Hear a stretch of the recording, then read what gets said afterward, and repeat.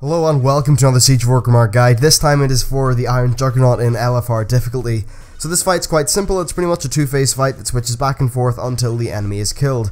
Now let's talk about phase 1. So the boss can be tanked in place. He does flame vents, which does 160k damage in a frontal cone and applies a 10% armor reduction, and it also does 15k damage a second and stacks. So tanks need to swap out of this, and the off tank needs to make sure that they don't get hit by the flames early, because that would, reset their stacks and do lots of horrible things. So there's that.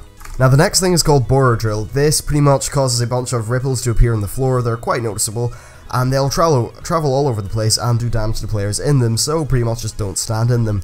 Next there's Laser Burn. This is just a laser beam that hits players for 120k damage and does a 75k damage per second, damage per 2 seconds dot. Not exactly too sure how long the dot lasts, but it's just really the problem of the healers.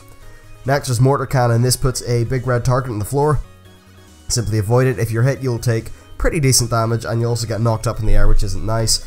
Now finally there are Crawler Mines. These will explode after a few seconds, well quite a few seconds, doing 100k damage to all players unless someone right clicks on them, which causes the player to jump on them and detonate them early.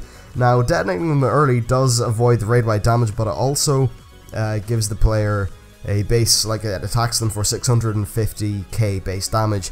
Now players with immunities or damage mitigation should be able to do this, so like if you're a hunter you can just pop deterrents and take out 2 or 3 of them if you can. Now these are the abilities for phase 1. Pretty much fight him, and then eventually he'll move into phase 2, and then he'll move back again. So let's talk about phase 2. In this phase he attaches himself to the ground. He does Seismic Activity, which does 24,000 damage a second, and then periodically does Shock Pulse, which will knock players back a very large distance. You should face your back to the wall. Now the thing with Shock Pulse is sometimes when you face your back to a wall you'll just kind of go through the wall. It's a little bit weird like that, I'm not really sure. Next he does Demolisher Cannons. This hits a random player for 80,000 damage, and it also does that damage to anyone within 6 yards of them, so it's best to spread out a little bit.